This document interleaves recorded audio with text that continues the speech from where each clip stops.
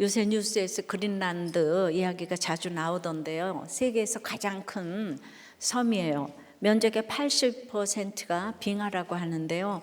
이 빙하도 녹았다 얼었다 하는데요. 나사 과학자들 조사에 따르면 빙하는 수백 년간 조금씩 녹아서 약해지다가 결국 2, 3년 만에 크게 붕괴한다고 해요.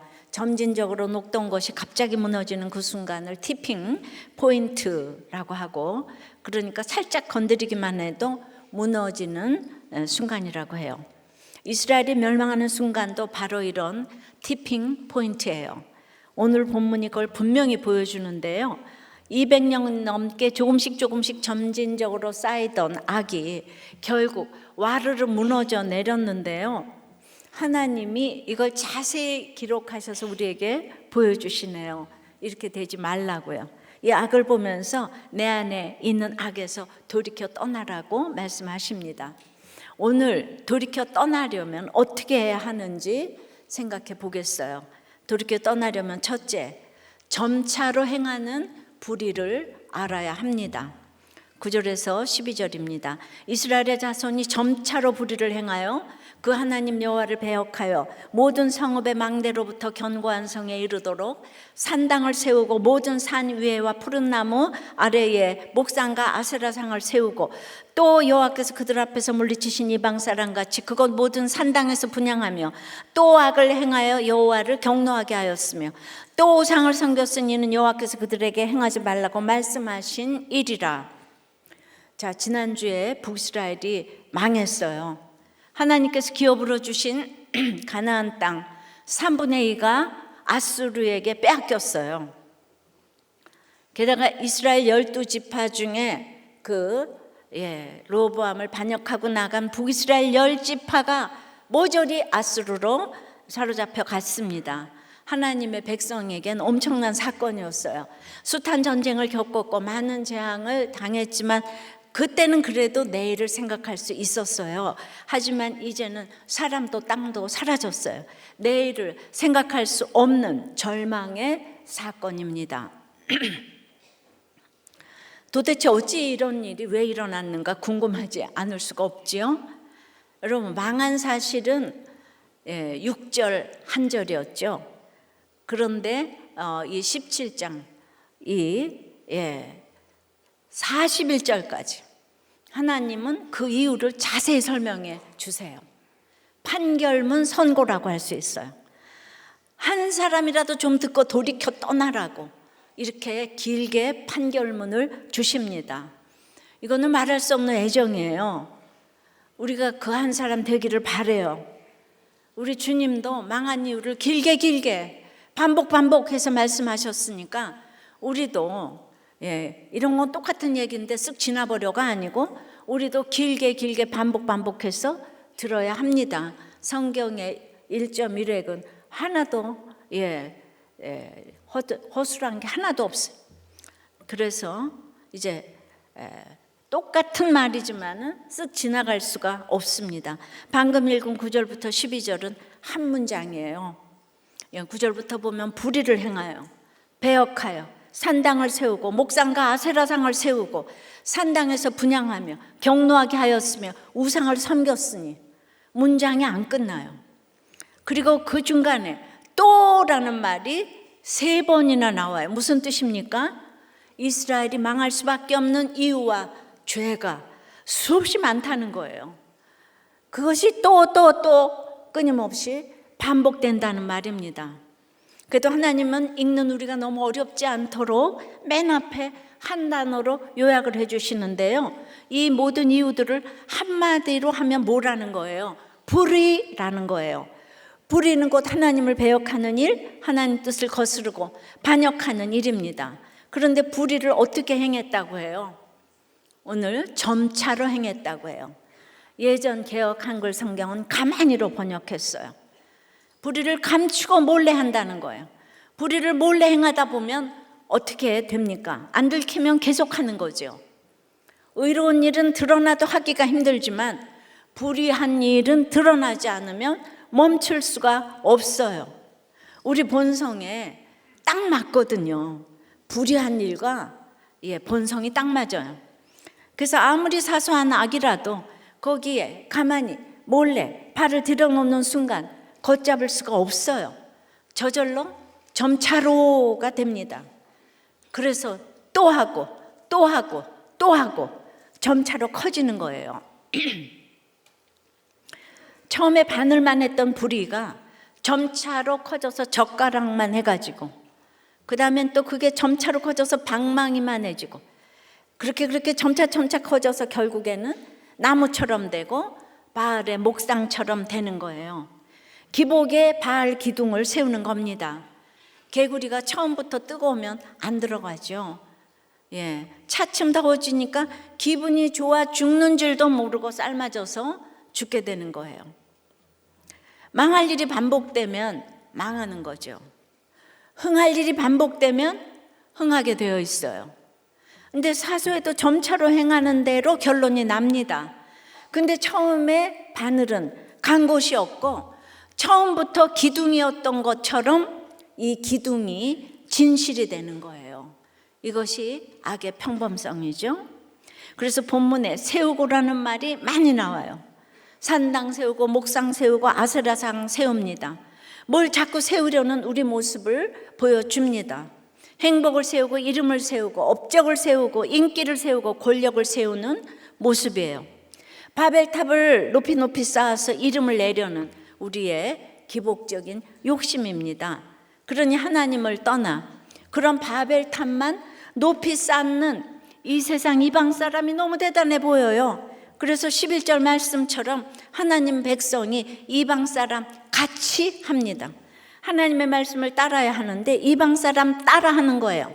하나님을 믿지 않고 대적하는 사람처럼 산당 세우고 목상 세우고 그렇게 온갖 우상들을 세우고 또 세웁니다. 우상의 종이 되어서 그 앞에서 분향하고 섬기는 거예요. 하나님께서 이걸 가만 놔두실 수 있겠습니까? 이방 사람이 우상 섬기면 물리치면 그만이죠. 그런데 하나님 백성이 이방 사람 같이 하니까 문제예요. 하나님이 경노하십니다. 내 새끼가 잘못하는 건 봐줄 수가 없는 거예요. 우린 다 하나님의 내 새끼거든요. 그래서 이미 수도 없이 하지 말라고 돌판에도 기록하시고 선지자를 계속 보내셔서 말씀하셨어요. 그래도 이 이스라엘이 듣지를 않아요. 그래서 멸망의 사건이 왔다는 거예요. 오늘 이 말씀을 우리에게 주시는 건 우리가 이렇게 점차로 행하는 불의에서 돌이켜 떠나라는 뜻입니다. 돌이켜 떠나기 위해서 가장 먼저 해야 할 일이 바로 내가 점차로 행하는 불의를 인식하는 거예요. 내가 몰래 반복해서 저지르는 불의한 일이 무엇인지 알아야 돼요. 나를 직면해야 돼요. 불의를 행하는 건 남이 아니고 나예요. 내 속에 불의를 행하는 것, 그것도 점차로 행하는 내 자신을 인식해야 돼요. 특별히 오늘 본문을 통해 봐야 할 불의는요, 뭘 자꾸 몰래 세우고 또 세우는 불의예요. 안 걸리니까 반복해서 점차로 크게 저지르고 있는 각종 죄악을 깨달아야 돼요. 남에게 큰 피해 주는 것도 아닌데 뭘 그래. 이 정도는 괜찮은 거 아니야? 사람들 다 그러잖아. 저쪽은 더해. 다 마찬가지야. 어디서 많이 듣던 소리 아니에요? 이런 게 바로 이방 사람 같이 산당에 분향하는 거예요. 요즘 우리 사회는 정말로 남탓 전쟁 중입니다. 명백한 잘못이 있어도 아주 교묘하게 상대방 탓을 하면서 책임을 피해요. 힘 있는 기관들이 전부 다 같은 편이 돼요. 한 목소리를 내니까 막을 자가 없어요. 이젠 아주 대놓고 협박을 이제 하는 거죠.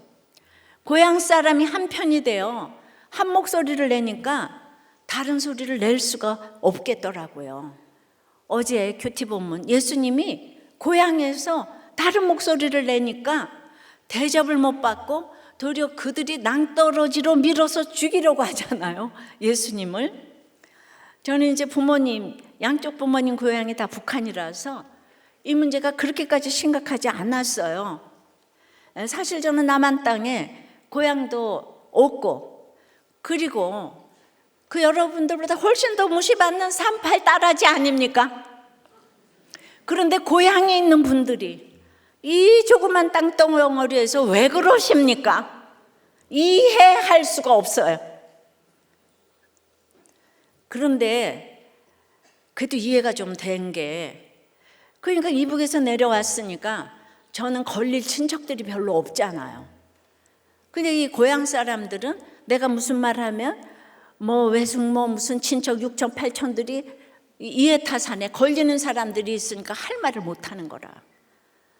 그래서 내 고향이 이제 최고인 거예요.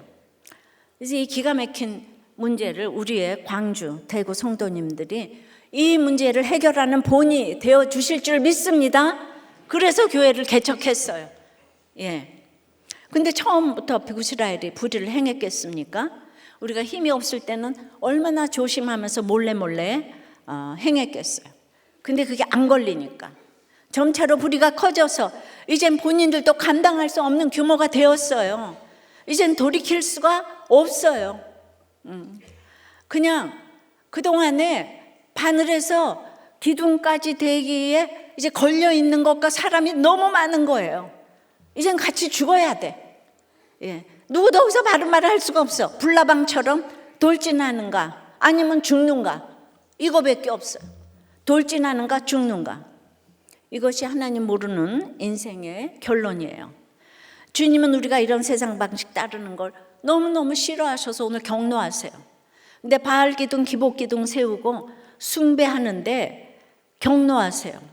왜냐면요, 주님은 우리 자신을 성전의 기둥으로 세웠기 때문이에요. 계시록 3장 12절에요.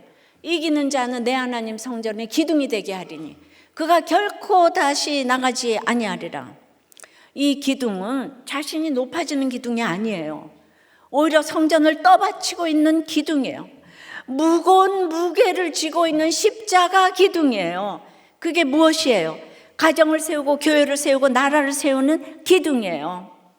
내가 점차로 행하고 있는 불의를 회개하고 나를 부르신 사명의 자리를 잘 지키며 내 역할에 순종하는 것이 내가 하나님이 세우신 기둥으로 서는 길입니다. 이것이 돌이켜 떠나는 비결, 그래서 살아나는 비결입니다. 적용 질문이에요. 요즘 제일 부러운 이방 사람 같은 일은 무엇입니까? 어떤 바알 기둥을 세우고 싶습니까?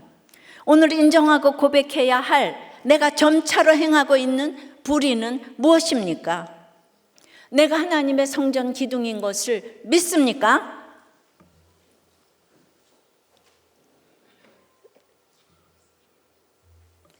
점차로 행하는 불의는 뭐 대단한 게 아니에요.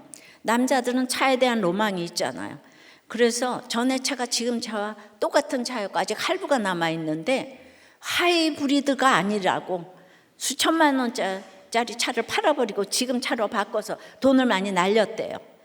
그리고 이제 지금 차로 1년 동안 일을 하는데 그게 이제 공구와 자재를 한꺼번에 싣지 못해가지고 그냥 사자마자 매일 후회를 하고 있다는 거예요. 그래서 이러다 안 되겠다 싶어서 큰 차를 또 계약을 했대요. 근데 이제 돈이 받쳐주면 모르겠는데 일도 없고 현상 유지도 못하는 주제예요. 차를 바꾼다는 것이 사치라고 생각을 하면서도 아니 그 운반비 들어가고 현장에서 철수하려면 몇 번을 왔다 갔다 해야 되는데 근데 이거를 왜 한 달 전에는 생각을 못하는 거예요. 저지르고 나서 계약을 지금 했다는 거잖아요. 목장에 물어보면 책망받을 게 뻔해서 목장에 묻지도 않고 진행했습니다. 그 혼자 끙끙 앓고 있는 거예요. 그리고 이제 그러니까 사무실도 창고로도 이사를 하고 집도 줄여서 이사하려고 부동산에 모두 내놓았대요. 근데 차는 왜 바꾸는 거예요?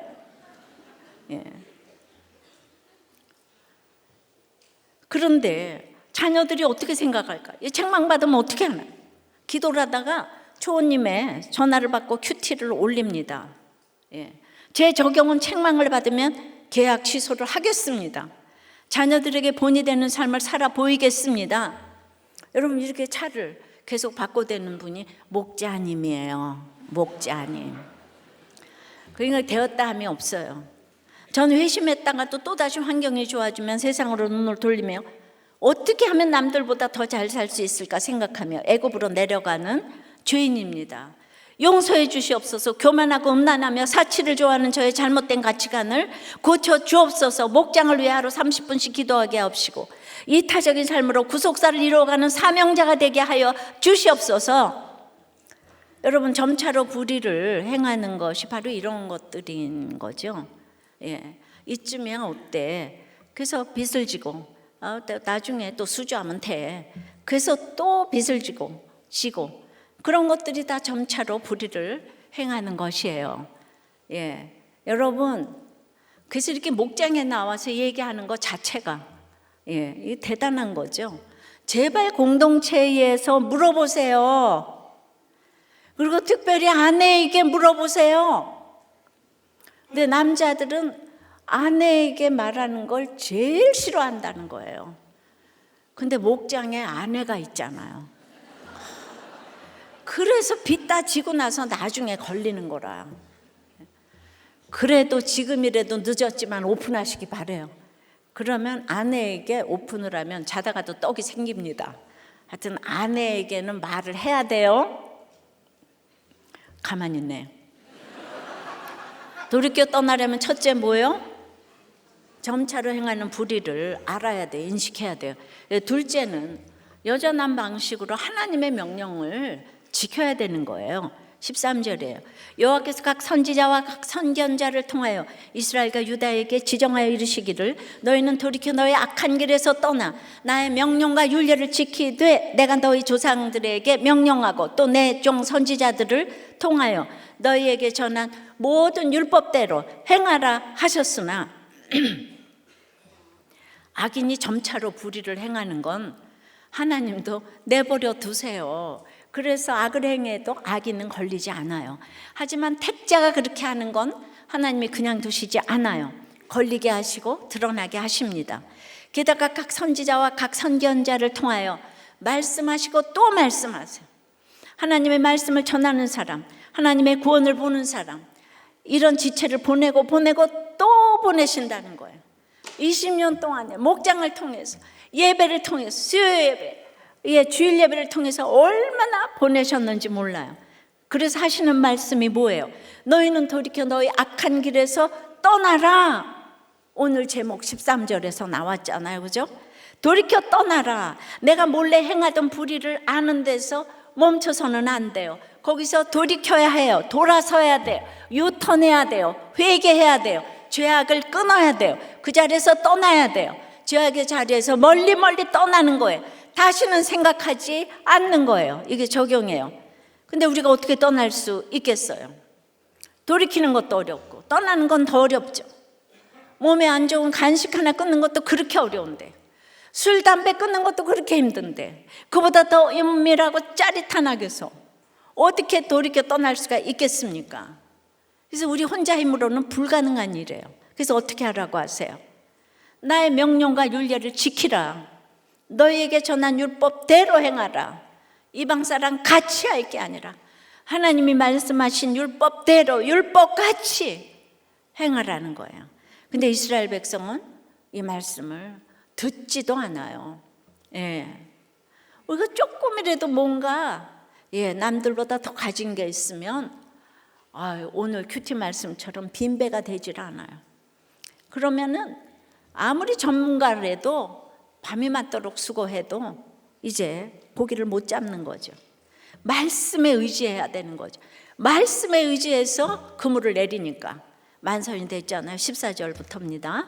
그들이 듣지 아니하고 그들의 목을 곧게 하기를 그들의 하나님 여호와를 믿지 아니하던 그들 조상들의 목같이 하여 여호와의 율례와 여호와께서 그들의 조상들과 더불어 세우신 언약과 경계하신 말씀을 버리고 허무한 것을 뒤따라 허망하며 또 여호와께서 명령하사 따르지 말라 하신 사방 이방 사람들을 따라 그들의 하나님 여호와의 모든 명령을 버리고, 여러분, 안 들려서 듣지 않는 게 아니에요. 들리지만 듣기를 거부해요. 아주 이 구속사 말씀이 딱 싫어요. 이게 목을 곧게 하는 거예요. 안 들려서 들으려고 하면 목을 굽혀야 되잖아요. 그런데 내가 최고니까, 내가 다 하니까 들을 필요 없다고 생각하는 거죠. 목에 힘을 빼야 고맙다, 미안하다, 잘못했다가 나오는데요. 목에 깁스를 했으니까 굽혀지질 않아요. 이 모습이 누구의 모습이라고 생각하십니까? 그들 조상들의 목같이 한 거라고 하세요. 이 조상들이 다 예수 믿었잖아요, 그죠? 예. 그런데도 그렇게 반역을 해서 북이스라엘을 세워서 금송아지 섬겼어. 가족 신화에 갇혀 있고 모성의 굴레에 매여 있고 지역 감정이나 진영 논리에 사로잡혀 있는 거, 학교 출신 배경 따지고 편드는 거, 이런 게 본질상 전부 조상들의 목같이 목을 곧게 하는 거예요. 구한말에도 나라가 위에서 아래까지 다 썩어서 망해가고 있는데 개화파, 수구파, 당파 싸움이 극에 달아서 결국 그러니까 이 나라가 과거 제도를 없애고 뭐 노예 제도를 다 없애고 천민 없애고 이렇게 좋은 얘기를 하는데 왕정 제도에서 하던 사람들이 이거 받아들이지 않죠. 3일 만에 끝났죠, 개혁이. 그러니까 근데 그 싸움이 극에 달해. 그러니까 결국 한쪽 말을 들어야 되는데 그게 안 되는 거예요. 결국 자기 권세 지키기 위해서 이완용이 나라를 팔아먹었잖아요. 순식간에 일본의 나라를 내주었어요. 그래서 나라보다도 자기 권세가 최고예요. 그러니까 그때는 이 5,000년 내려오는 당파 싸움이 안 되니까, 이게 누구도 해결할 수가 없으니까 일본이 우리를 밟아준 거죠. 그래서 구속사가, 그래서 우리가 양반 뭐 이렇게 이제 7,000반이 다 없어졌어요. 그러니까 그냥 너무 안 되니까 제3이 와서, 제3의 세력이 와서 밟아주는 거, 이게 구속사예요. 지금도 전 세계가 우리나라의 이 이상한 상황을 불구경하듯이 보면서 얼마나 라이벌 의식을 갖고 있는 나라가 많겠어요. 그러고는 속으로 미소를 띠겠죠. 그들이 우리 망하는 것이 뭐가 애통하겠습니까? 일본이 문제가 아니고 우리끼리 그렇게 싸우기에, 징그럽게 싸우기에, 나라가 망해도 내 권세, 내 아이가 중요한 게 인생이에요. 이건 사실 우리 인생의 한계들이죠. 우리 힘으로 넘지 못하는 한계예요. 그러면 한계를 인정하고 미안해할 줄 알아야 하는데, 우리는 그냥 내 고향, 내 식구, 내 새끼가 최고니까 한계조차 인정해주고 응원해주고 격려해주는 시대를 살지 않으면 안 돼요. 위로를 해줘야지 뭐 이렇게. 그래서 어떻습니까? 아니 내가 이런 걸 뭘 어쩌라고. 뻔뻔해져요. 이게 하나님 없는 인권 우상의 끝입니다. 그래서 말씀을 듣지 않는 것은 물론 나아가 이미 받은 언약도 버리고 조금 들었던 말씀도 버립니다. 약속의 말씀을 거부하고 멸시하고 미워하는 거예요. 그게 나랑 무슨 상관인데? 아유, 당신이나 잘 믿어. 이러는 거죠. 그러니까 내 자식의 한계, 내 사람의 한계는 무조건 인정해주고 객관적으로 못 보는 거예요. 그러니까 이렇게 싸우는 거예요.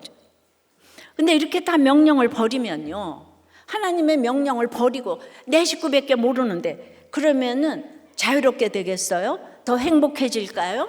아니죠. 오늘 말씀 따라 허무한 것을 따라 허망해진다고 해요.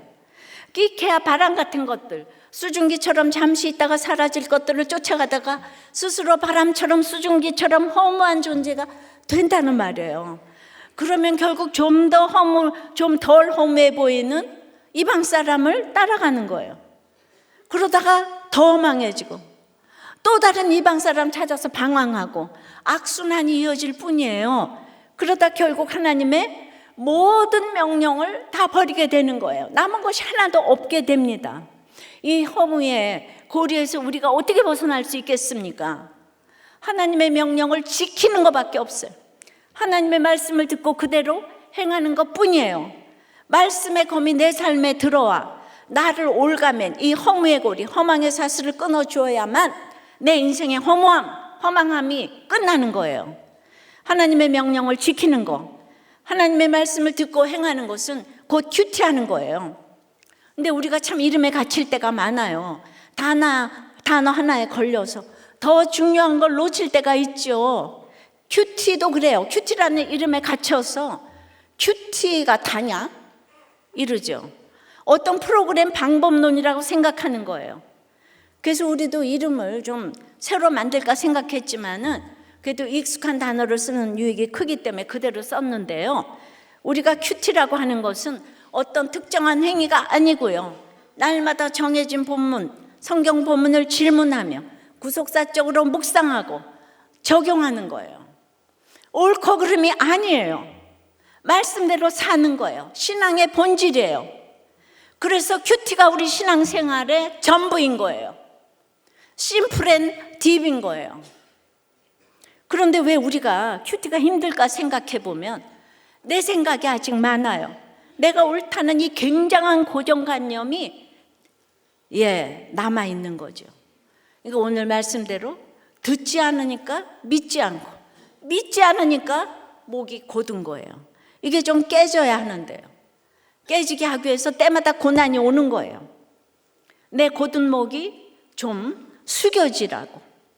세상 좋아도 마음 좀 멈추고 주님의 말씀을 좋아할 수밖에 없는 상황이 생기게 하시는 거예요. 말씀이 좋아져야 하나님 명령을 지키죠. 그래야 죄에서 돌이켜 떠날 수가 있는 거예요. 그러니 오직 나를 말씀 앞에 앉혀두기 위해서 내 옆에 있는 사람이 수고하고 상황과 환경도 수고하고 사건도 수고하는 거예요. 이게 구속사예요. 세상에 가득한 갈등과 다툼 가운데 누가 최후의 승자가 되겠어요? 우리는 최근에 북이스라엘의 스가랴, 살룸, 무나엠, 베가 왕 등 그들이 6개월, 한 달, 10년 계속 세상 권력을 잡는 게 승리가 아닌 걸 보았어요. 그건 정말 허무한 거더라고요. 오늘의 승자가 내일의 패자가 되는 거예요. 그런데 오늘 큐티 본문처럼 예수님은 목수였고 시몬은 어부인데 목수가 어부 보고 깊은 곳에 그물을 던지래요. 이 잘난 사람이 어떻게 목수 말을 듣겠어요? 내가 전문가인데 말이야. 근데 시몬이 말씀에 의지하여 내가 그물을 내리리이다. 아침에 큐티까지 하느라고 온 거 쓰느라고 내가 8시까지 이렇게 그냥 붙들고 앉아서 제가 이렇게 큐티하는 본을 보이니까 여러분도 날마다 큐티하면서 그날의 말씀을 하나님께 물어보시라고요. 그런데 그렇게 전문가가 순종 안 하죠. 진짜 승리는 곧았던 목이 숙여져서 하나님의 말씀 앞에 서는 거예요. 그러려면 오늘 말씀처럼 빈배가 되는 게 축복인 거죠. 빈배가 돼야 베드로가 만선이 돼도 주여 나는 죄인입니다. 나를 떠나소서 하잖아요. 그러니까 만선이 되는 게 인생의 목적이 아니란 말이죠. 그래서 성경을 찾는 사람, 하나님의 말씀에 귀를 기울이는 사람, 만이 진정한 승자요 택자입니다. 하여튼 이 난리가 구원의 사건이 되기를 기도해요. 우리나라 살려주시기를 기도합니다. 이번 명절에 가족들 만나서 곧은 목을 내려놓으시고 잘 들어주시고 잘 섬기시고 해석해 주시고 여러분 살아난 간증하고 오세요. 그러면 가장 좋은 때에 하나님께서 우리 가정에 돌이켜 떠나는 구원을 베풀어 주실 줄을 믿습니다. 적용 질문이에요. 가족신화, 모성애 굴레, 지역감정, 진영 논리 등 아직 떠나지 못하고 따르고 있는 한계는 무엇입니까? 여러분의 목은 곧습니까? 구부러졌습니까? 곧은 목이 구부러지게 한 사건이 있었습니까? 하나님의 말씀과 세상의 허무한 것 중 무엇을 더 따르고 있습니까?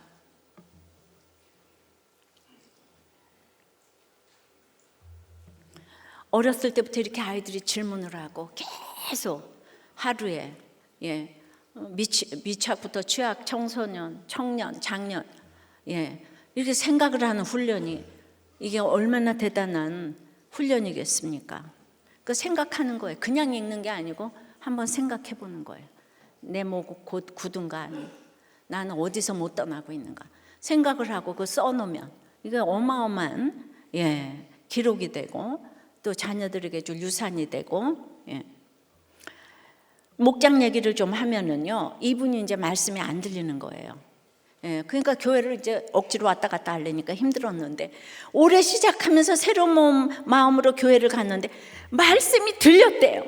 붙어만 있으면 된다더니 오늘인가? 나에게도 이 말씀이 들리는구나. 이거는요 학벌하고 전혀 상관이 없어요. 들리는구나. 물론 나오면서 다 까먹었다. 그래도 이 들렸다는 거. 예. 맨날 비판의 시각을 가지고 보다가, 그래서 돌아보면 매주 왜 이렇게 화가 나는지, 목장 오는 게 힘들었는데 그래도 힘들어도 오면 편안한 게 있더라. 택자가 돼서 그러죠. 그래서 붙어만 있으면 수지 맞는다고 하죠. 근데 이제 이런 분들을 모시고 가는 게 목장이잖아요. 한 목원이 올해 이제 목장이 다 새로 개편이 됐어요. 자기는 외적으로 보여지는 것에 신경을 많이 쓰는 사람인데, 부인과 육탄전을 벌이면서 싸움을 한 것을 처음 만난 목자님에게 오픈을 했다는 거예요. 그랬더니 목자님이 눈물을 흘리셔서 당황했대요. 사람의 감정을 잘 이해하고 공감해서 세상에 눈물까지 흘리시는 목자님을 보고 충격을 받았는데, 그래서 목장 덕분에 조용히 육탄전이 마무리되었대요. 자기는 자격지심이 있고 피해의식, 억울함이 있어가지고 무시한다는 마음이 들면 굉장히 과하게 반응을 한다는 거예요. 근데 목자님이 목을 이렇게 부드럽게 말랑말랑하게 힘을 빼시고 잘 들어주시니 이 목장이 살아나네요. 목에 힘 빼고 무릎을 꿇고 어떤 일이 있어도 그렇죠, 맞아요, 힘드셨겠어요, 제 잘못이네요 만 하시면 모두를 살려내실 줄 믿습니다. 다시 한번 무릎을 꿇고 무슨 일을 만나든지 그렇죠, 옳아요, 맞아요, 너무 힘드셨겠어요, 제 잘못이네요. 이렇게 다 하세요? 왜 저를 멀뚱멀뚱 쳐다보세요? 그것이 하나님 명령을 잘 듣는 비결 중에 비결이에요. 구속사는 당신이 나보다 옳도다. 세속사는 내가 오라, 내가 오라. 나한테 감히 이 열등감을 자극하면은 안 돼요. 열등감 있는 사람한테 열등감을 자극하면 안 돼. 그 수준에 내려가셔야 되죠. 자, 돌이켜 떠나려면 첫째, 점차로 행하는 불의를 알아야 해요. 둘째, 하나님의 명령을 지켜야 돼요. 세 번째는 그러면 남은 자가 됩니다. 하나님은 계속 심판만 하시지 않아요. 이렇게 판결문을 읽어가시면서도 또 소망을 주세요. 16절부터입니다. 그들이 하나님 여호와의 모든 명령을 버리고 자기들을 위하여 두 송아지 형상을 부어 만들고 또 아세라 목상을 만들고 하늘의 일월 성신을 경배하며 또 바알을 섬기고 또 자기 자녀를 불 가운데로 지나가게 하며 복술과 사수를 행하고 스스로 팔려 여호와 보시기에 악을 행하여 그를 경노하게 하였으므로 여호와께서 이스라엘에게 심히 노하사 그들을 그의 앞에서 제거하시니. 자, 하나님의 명령을 버린 인생은요, 여기 16절처럼 자기들을 위하여 사는 거예요. 자기가 주인공이 되고자 살아요. 세상의 행복을 목적으로 살아요. 어떤 대가를 치르고서라도 내가 행복해야 하는 거예요. 그래서 하는 일이 뭐예요? 오늘 송아지 만들고 목상 만들고 우상 만드는 일이에요. 나아가 그렇게 만든 우상을 경배하고 섬기는 일이에요. 어디까지 섬겨요? 이것도 반복돼서 나오죠. 자녀마저 불태워 제물로 바칠 만큼 섬겨요. 그래도 불안하니까 미래를 점치는 복수를 행하고 요행을 바라는 사술도 행합니다. 오늘 이런 우상 숭배를 한마디로 뭐라고 하세요? 17절에 스스로 팔려라고 하십니다. 우상 숭배는 자신을 우상에게 팔아버리는 거예요.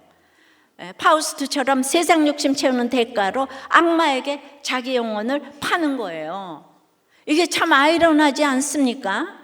자기를 위해 시작한 일인데 결국 스스로 파는 일로 끝나요. 자기가 행복해지려고 한 일인데 자기가 오히려 이 세상의 종이 되고 마는 거예요.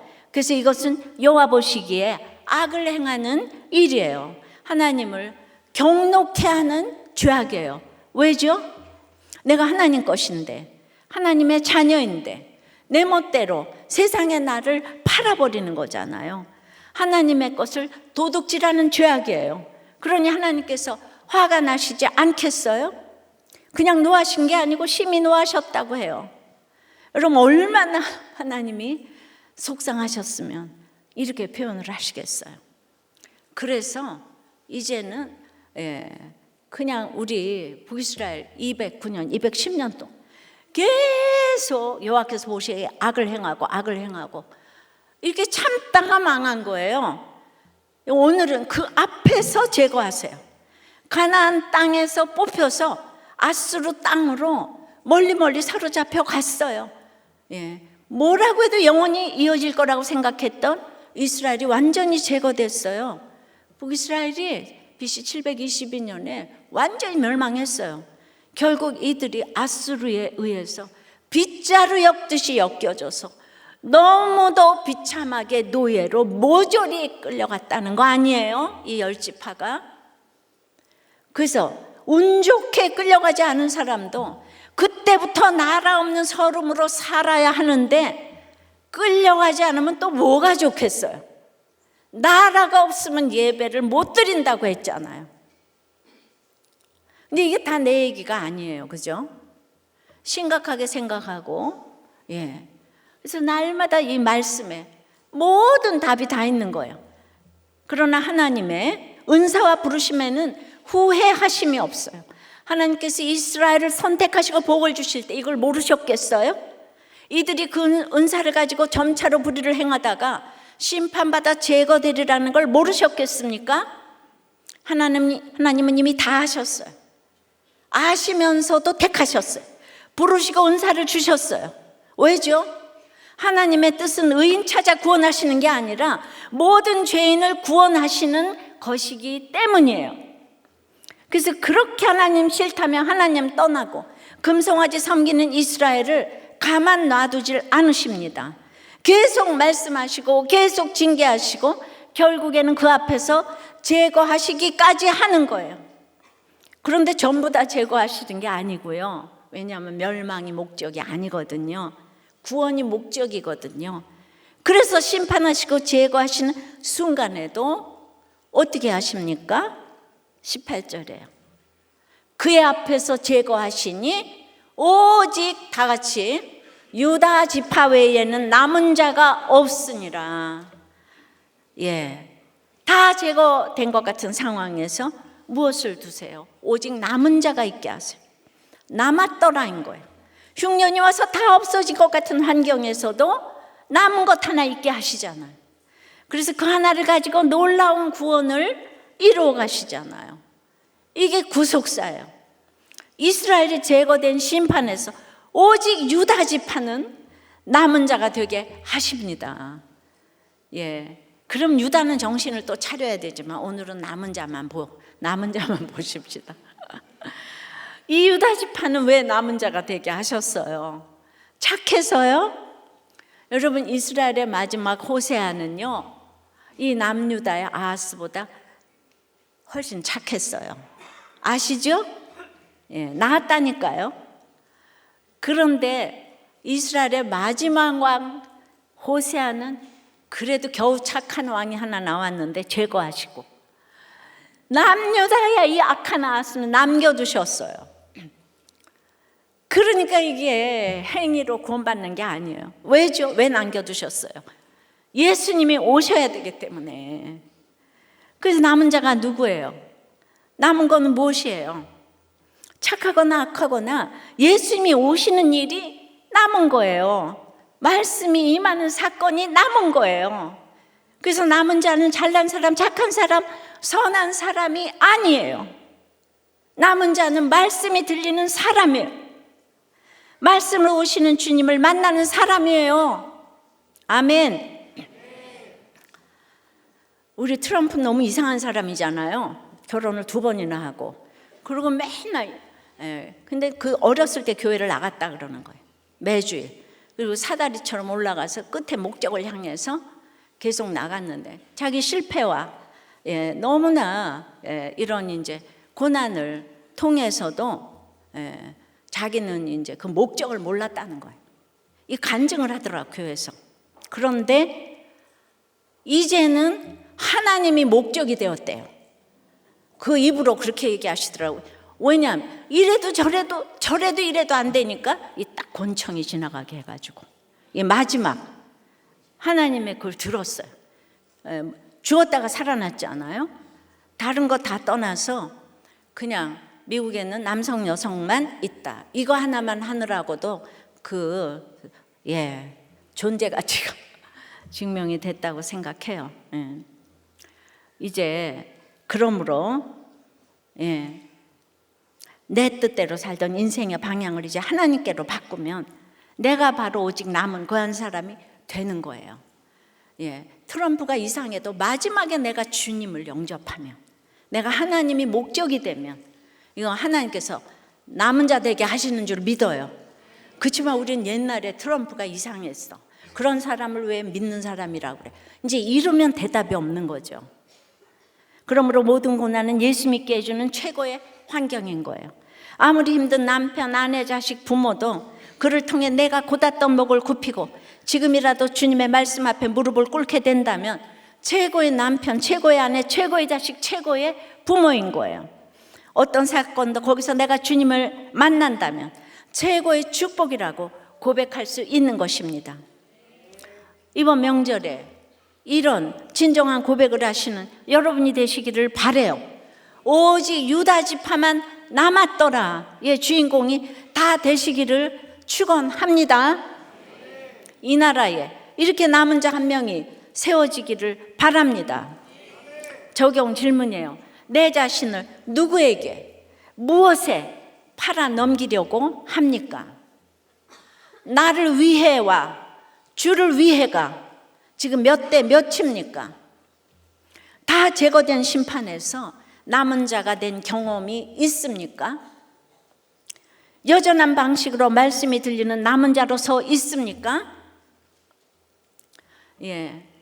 다 집에 가서 이쪽 저쪽 편 나누어서 싸우지 마시고, 우리까지 싸우면 어떡해요?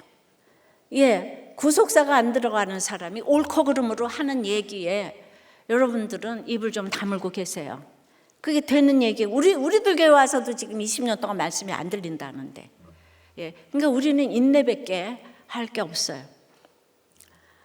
우리 이 초원님은 큰아이하고 또 이제 둘째 아이가, 큰아이는 외국에서 7년, 둘째는 4년간 외국에서 지냈어요.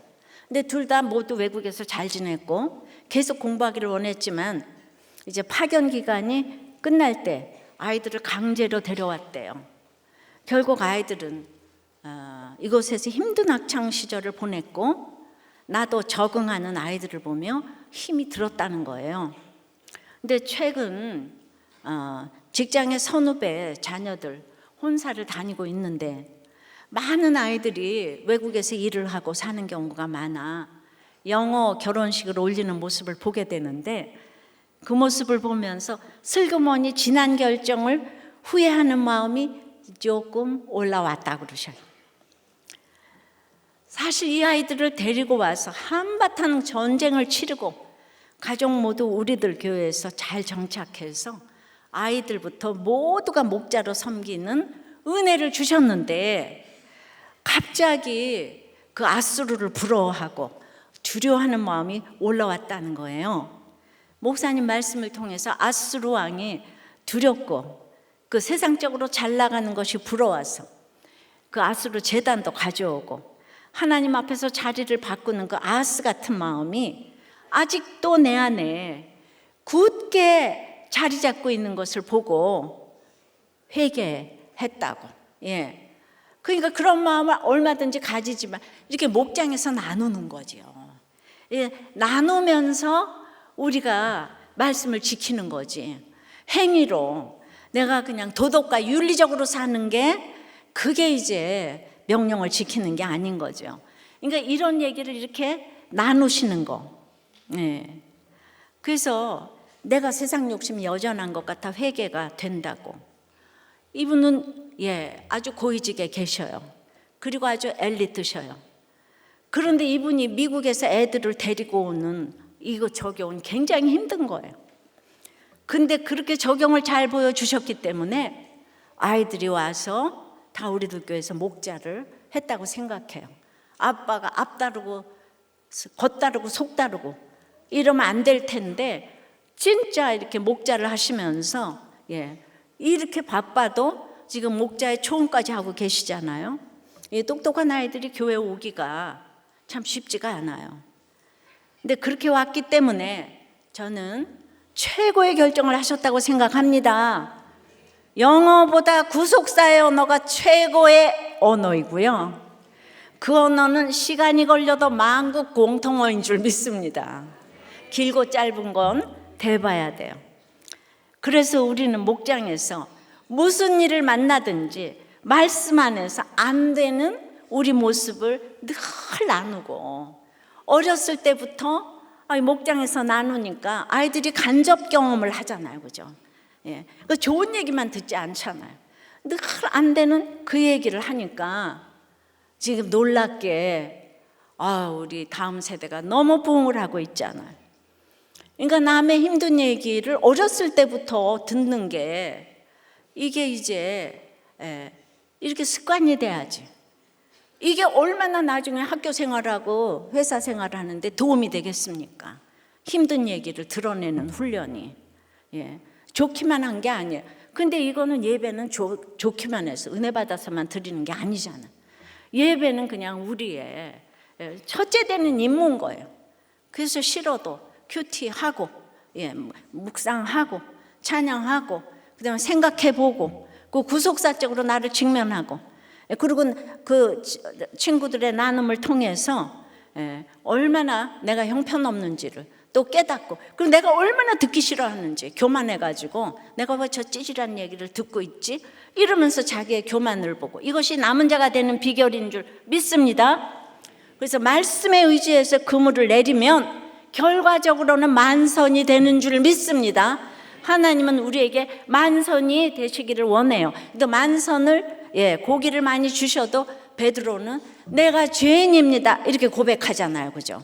그러니까 이런 믿음의 수준이 다 다르기 때문에 그때마다 목장에서는 거기에 맞게 이렇게 이제 그렇게 공감을 해 주셔야 되는 거예요. 말씀을 맺어요. 돌이켜 떠나려면 첫째로 아까 뭐라 그랬죠? 점차로 행하는 불의를 알아야 되는 거예요. 그걸 알려면 하나님의 명령을 들어야 되는 거죠. 믿어야 되는 거죠. 우리가 목이 고든데, 그래서 하나님의 명령을 듣고 믿고 그 지켜야 되는 거예요. 그러면 다 잡혀가는 가운데서도 남은 자가 되게 하십니다. 우리 모두 남은 자가 되시는 여러분들 되실 줄 믿습니다. 찬양하고 기도할게요.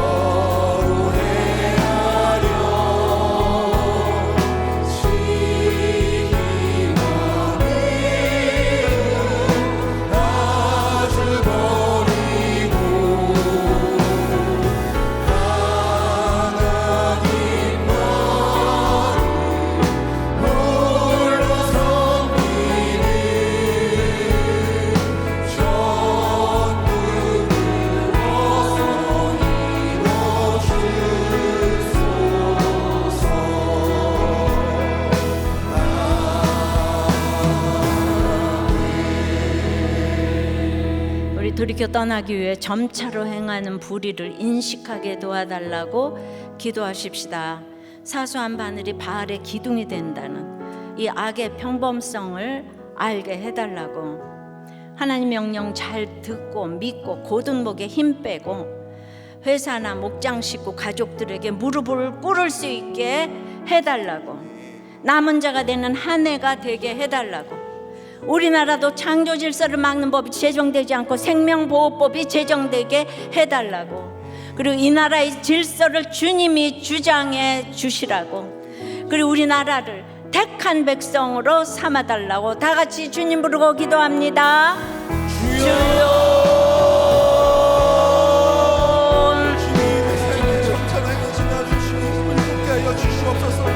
하나님 아버지께서 범죄하였습니다. 하나님 아버지 기둥같이 커진 아버지 나의 죄가 하나님 아버지 용서하시고 하나님 아버지 주님 앞에 정직함으로 하나님 아버지 울부짖음으로 아버지가 하여서 하나님 아버지 주님 앞에 온전히 서는 아버지는 은혜가 있게 하여 주시고 하나님 나의 삶이 아버지 주님 앞에 온전함을 배워서 말씀으로 깨닫게 해주시고 주님의 은혜 가운데 하나님 아버지 내 비밀 같은 이 상황 가운데 찾아오신 주님을 아버지 엄청난 것을 바라볼 수 있도록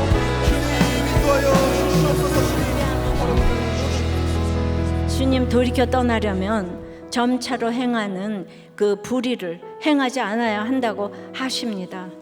그런데 점차로 행하는 불의가 바로 그 주인공이 나라는 것을 잊을 때가 너무나도 많아요. 나를 직면하면서 우리 가정을 봐도 그렇고 우리의 모든 교회를 봐도 나라를 봐도 내 속에 있는 점차로 행하는 불의를 보지 않으니 날마다 이렇게 나는 맞고 너는 틀렸다고 이렇게 우리는 싸움합니다. 주님, 바늘같이 사소한 것 같아 이 불의를 감추니 기둥이 될 때까지 우리의 악을 행하기에 너무도 담대합니다. 말씀을 듣지 않고 믿지 않으니 목이 곧아서 나를 위하여 바알의 기둥을 세우고 또 끊임없이 죄를 행하고 있습니다. 가책도 없이 모성의 굴레로 합리화시키며 여전히 자녀를 불 가운데로 지나게 하며 달달 볶습니다. 아버지 하나님, 돌이켜 떠나야 할 악이 너무나 많습니다. 국론 분열이 누구를 위한 것인지도 모릅니다.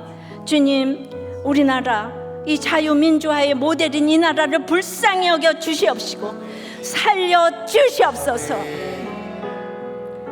아버지 하나님, 점차로 행하는 불의를 나부터 보게 도와주시옵소서. 말씀을 지켜 행하게 도와주시옵소서.